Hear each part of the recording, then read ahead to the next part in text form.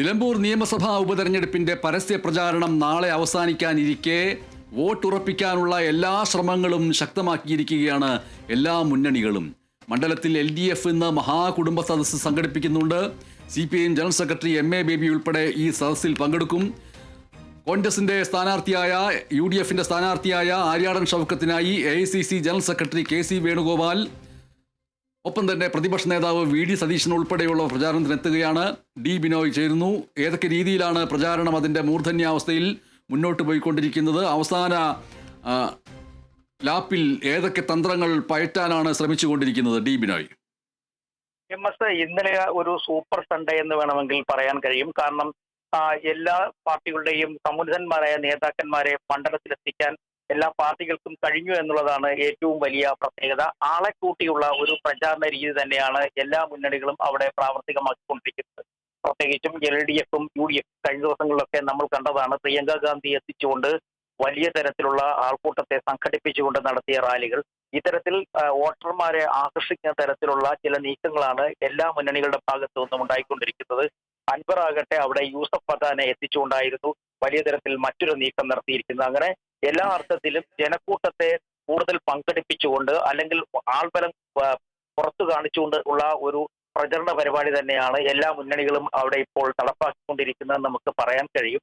മാത്രവുമല്ല, മറ്റൊരു കാര്യം, മുതിർന്ന നേതാക്കന്മാരെല്ലാം തന്നെ അവരുടെ പ്രചരണ പരിപാടികൾ പൂർത്തിയാക്കി മണ്ഡലത്തിൽ നിന്നും മടങ്ങി കഴിഞ്ഞിരിക്കുന്നു. ഇപ്പോൾ അവിടെ ഇന്നത്തെ ഏറ്റവും വലിയ പ്രത്യേകത LDF സംഘടിപ്പിക്കുന്ന ഒരു മഹാസംഘമാണ്. അതായത് വർഗീയതയ്ക്കെതിരെയുള്ള ഏറ്റവും വലിയ ഒരു സംഘടിതമായ ഒരു നീക്കം എന്ന് വേണമെങ്കിൽ ഇതിനെ നമുക്ക് പറയാൻ കഴിയും. കാരണം പാർട്ടിയുടെ അഖിലേന്ത്യാ സെക്രട്ടറിയെ തന്നെ പങ്കെടുപ്പിച്ചുകൊണ്ട് ഇത്തരത്തിൽ ഒരു വലിയ സംഗമം സംഘടിപ്പിക്കുക എന്നുള്ളത് കഴിഞ്ഞ ദിവസങ്ങളിലൊക്കെ ഉണ്ടായ ചില ചർച്ചകൾക്ക് തൊട്ടു പിന്നാലെയാണ്. കാരണം ജമാഅത്തെ ഇസ്ലാമിയുമായി ബന്ധപ്പെട്ട് ഉയർന്നു വന്ന വാദപ്രതിവാദങ്ങൾ വലിയ തരത്തിൽ അവിടെ അലയടിക്കുകയും ചിലർ തൊട്ടുകൂടായ്മ പ്രഖ്യാപിക്കുകയും ചിലർ വേണം വേണ്ട എന്ന നിലപാടുകൾ സ്വീകരിക്കുകയൊക്കെ ചെയ്തത് നമ്മൾ കഴിഞ്ഞ ദിവസങ്ങളിൽ കണ്ടതായിരുന്നെങ്കിൽ അത് പിന്നീട് വലിയ തരത്തിലുള്ള ചർച്ചയിലേക്ക് പോവുകയും പിന്നീട് ആരുടെ വോട്ടും സ്വീകരിക്കാൻ തയ്യാറാണ് എന്നുള്ളൊരു നയം UDF സ്വീകരിച്ചതിന് തൊട്ടു പിന്നാലെ LDFന് അതൊരു തിരിച്ചടിയായി മാറുകയും LDF അത് വേറൊരു തലത്തിൽ വ്യാഖ്യാനിച്ചുകൊണ്ട് മുന്നോട്ട് പോവുകയും ചെയ്യുന്ന സാഹചര്യത്തിലാണ് ഇന്ന് നിലമ്പൂർ കേന്ദ്രീകരിച്ചുകൊണ്ട് വലിയ തരത്തിലുള്ള ഒരു മഹാസംഗമത്തിലേക്ക് കടക്കുന്നത്. അത് മാത്രവുമല്ല, ആ സംഗമത്തിലൂടെ CPIMന്റെ ഈ നിലമ്പൂരുമായി ബന്ധപ്പെട്ട നിലപാട്, വർഗീയതയുമായി ബന്ധപ്പെട്ട നിലപാട്, ഇസ്രായേൽ ഇറാൻ യുദ്ധവുമായി ബന്ധപ്പെട്ട CPIMന്റെ നിലപാടൊക്കെ എടുത്തു പറഞ്ഞുകൊണ്ടുള്ള ഒരു വലിയ ജനാവലിയെ അഭിസംബോധന ചെയ്യാൻ തന്നെയാണ് CPIMന്റെ ദേശീയ സെക്രട്ടറിയുടെ തീരുമാനം.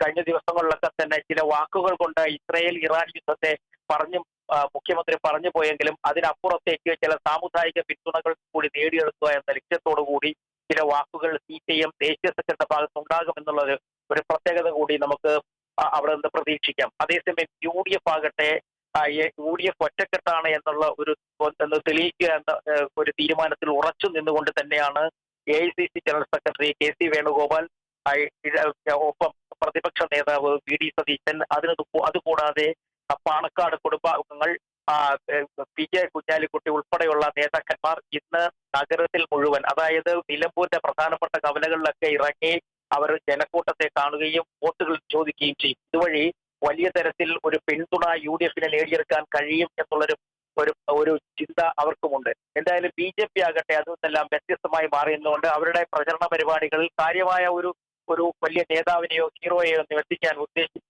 പകരം രാജീവ് ചന്ദ്രശേഖരനെ തന്നെ മുന്നിൽ ഇറക്കിക്കൊണ്ട് പരമാവധി ആളുകളെ വോട്ട് ചോദിച്ച് മുന്നോട്ട് പോകുന്ന ഒരു സമീപനം തന്നെയാണ് അവരും സ്വീകരിച്ചത്. എന്നാൽ BJP പറയുന്ന ഒരു കാര്യമുണ്ട്, ഇവിടുന്ന് ജയിപ്പിക്കുകയാണെങ്കിൽ 6 മാസം കൊണ്ട് മണ്ഡലത്തിൽ ഉണ്ടാക്കാൻ കഴിയുന്ന പരമാവധി വികസന പ്രവർത്തനങ്ങൾ കേന്ദ്ര സർക്കാരിലൂടെ നടപ്പിലാക്കാൻ കഴിയുമെന്നുള്ള ചില വാഗ്ദാനങ്ങളൊക്കെ നൽകിക്കൊണ്ട് അവരും രംഗത്തുണ്ട്. അൻവർ ആകട്ടെ കഴിഞ്ഞ ദിവസങ്ങളിൽ സംഘടിപ്പിച്ച, അതായത് യൂസഫ് പത്താനെ ഒപ്പം നിർത്തിക്കൊണ്ട് സംഘടിപ്പിച്ച ഒരു വലിയ വാഹന റാലി നാം എല്ലാം കണ്ടതാണ്. ഒപ്പം ക്രിക്കറ്റുമായി ബന്ധപ്പെട്ട് ടർഫിൽ ക്രിക്കറ്റ് കളിച്ചും ഒക്കെ ജനങ്ങളെ ആകർഷിക്കാൻ അവരും ഒരു ശ്രമം നടക്കുന്നു. എന്നാൽ ഇവിടെ ഇരു മുന്നണികളും വളരെയധികം കൃത്യമായി ചിന്തിക്കുന്ന ഒരു കാര്യമുണ്ട്. അൻവറിനോടൊപ്പം ചേരുന്ന ജനക്കൂട്ടം അവസാന ലാപ്പിൽ എത്തുമ്പോൾ ആർക്ക് അനുകൂലമായി ചിന്തിക്കും, അല്ലെങ്കിൽ ഈ ജനക്കൂട്ടം ആർക്കൊപ്പം നിന്നവരാണ് എന്നുള്ള ചിന്തകൾ ഉയർന്നു വന്നിട്ടുണ്ട്. അതുകൊണ്ട് തന്നെ അതിനെ തകിടം മറിക്കുക, അതിനെ മറികടന്നുകൊണ്ടുള്ള ഒരു ഭൂരിപക്ഷത്തിലേക്ക് അല്ലെങ്കിൽ ഒരു വിജയത്തിലേക്ക് കടക്കുക എന്നുള്ളത് തന്നെയാണ് LDFന്റെയും UDFന്റെയും ആത്യന്തികമായ ലക്ഷ്യം.